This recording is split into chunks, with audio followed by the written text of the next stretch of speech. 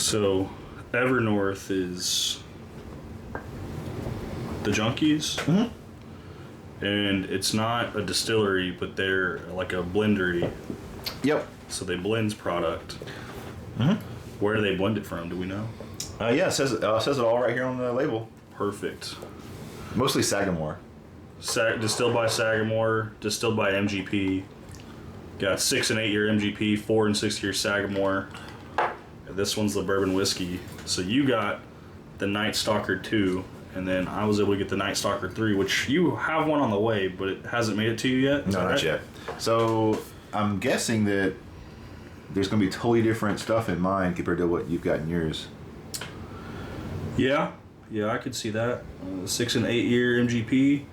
Both of these are MGP, high rye, low rye that fit in between. And then the 4 to 6 range mix for the Sagamore, low high. So this is all Sagamore in here. There's no MGP, right? Oh, no, there is. The bottom two are. Oh, those are 7.5 year MGP bourbons. Huh. Yeah, so I wish that this one was a little bit more transparent. That one really breaks it down. Yeah, it's like five different things. See how this one's broke down? They like downplayed it quite a bit. Oh, yeah. That one's a little bit more precise. Yeah. This one hasn't been opened yet, so I gotta take the plastic off this one. Try to take it off, and I struggle with my worst enemy, the plastic. You handled it pretty good. Well, I tore it from the bottom and it didn't come off. Had to go from the top too. That almost broke the cork off the way that came. Let's see. 2 glands. I'll put number 3 on the right. Are you going to try this? Is what you're going to try? Yeah, okay. Just making sure. So you're going to pour your own. Gotcha. Get this over here. Actually, I get Number 2 I'll keep on the left. So how did you find this one? Did you order this off of Sealbach? No. Or their website? Did Patreon. They have one? Patreon. Yeah. Spending big money. Yeah, that's me, Mr. Big Money Spender. How much to get a bottle of this from their Patreon? What tier did you have to be in? I pay $15 a month. Okay. And there's plenty of bottles when they got to your tier then? For their releases, yeah. But whenever they do they have like an E.H. Taylor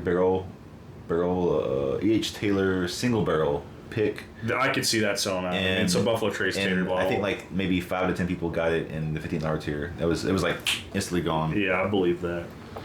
So I'm gonna try 2, which is the one on the left for me. Sorry. Shit. I poured this one last, and this one was the new stuff. Okay, so here we go. All right. What you were gonna try on first? 2. We're both confused on which Glen we poured. 2. We'll start with the older stuff. So this is the first time I've ever had anything from them. So we got some samples to try too. Not specifically right now, but of the other stuff, the older stuff too.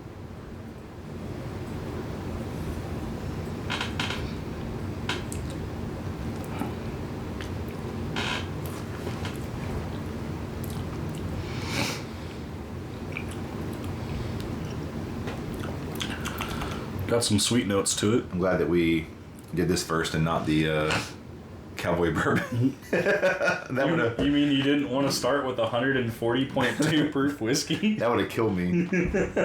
Absolutely killed me. What proof is this? Because this is kind of oaky and it has that It's little bit of 60. Well, so it's 120? 120, yeah. It's 59, so 118. So yeah, this has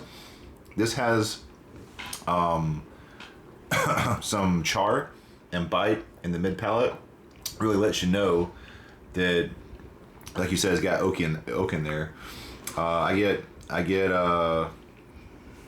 citrus, which is what you would expect from MGP, and a lot of the bite and stuff that you usually get in Sagamore. I get that too, so I get a little bit of all of that. Yeah, the rye spice, a little bit of that, like you said, citrus, like orange peel. Trying trying to decide what I get, but most of that's on the mid and back palate. I'm trying to figure out what I get on the front palate. I get like a light apple note before it goes into the mid palate. I think it's definitely fruit forward, but that spice and oakiness comes in very heavy. Yeah, you can definitely tell the high rye bourbon definitely. Yeah, that rye is very, very present. Has a presence. Yep.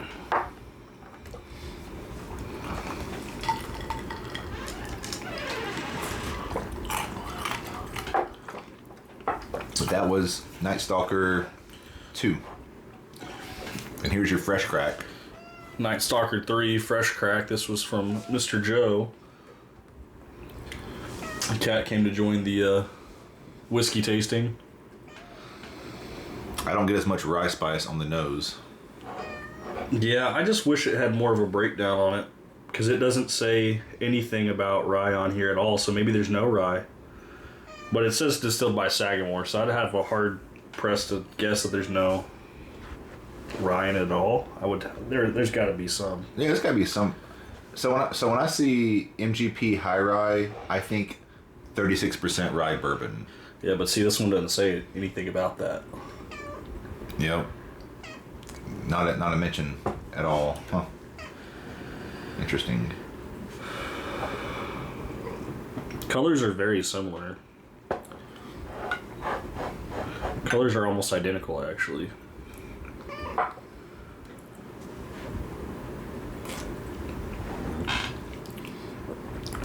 Totally different. Yeah, night and day. Way more rye spice. This is way more. It has. It's like vanilla and caramel. It's like very sweet. Yeah, it has less peaks of that rye spice. There's no heavy presence of like an oak note either. Definitely an oak note, but it's not in your face. Yeah, there's no char. No, at least I don't get any char. Which is good and bad. I mean, it depends on what you want, but almost like graham cracker. Very, very sweet, very easygoing. Yeah, that's definitely an easier drinker than the high rye. I think I like it better too.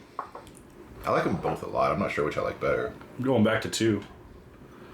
Of course, that's on fresh crack too. Maybe it opens up a little.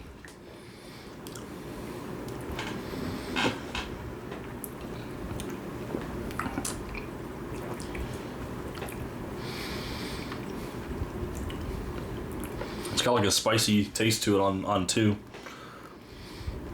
Yeah, two's just has more rye spice. It's good. And more char. Yeah. This has a lot more smooth, a lot more. This has less char and almost no rye spice. Maybe there's no rye. Maybe the rye percentage is very low in this.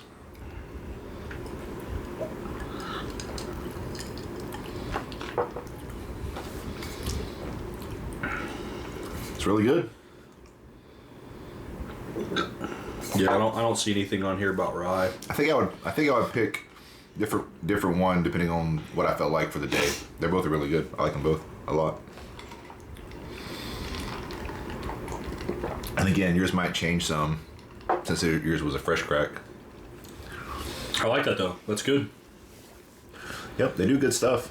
I like the brand a lot. 90 shipped thanks to having a friend that was able to go to the blendery and pick one up. So I'd pay it again.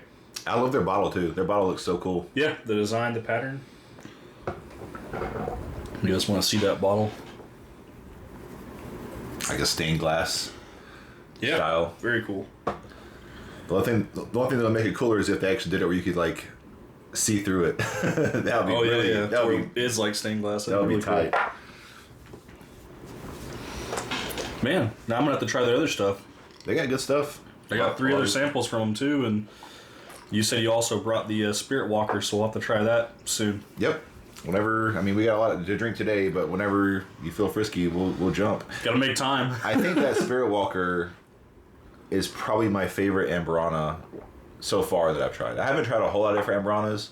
Did you ever try RD1? I feel like the RD1 was a safe one. Yes. Okay. Obviously, the things that it lacked was the age. Yeah, it's very youthful. Yeah, I think it's like 4.5, 5 year.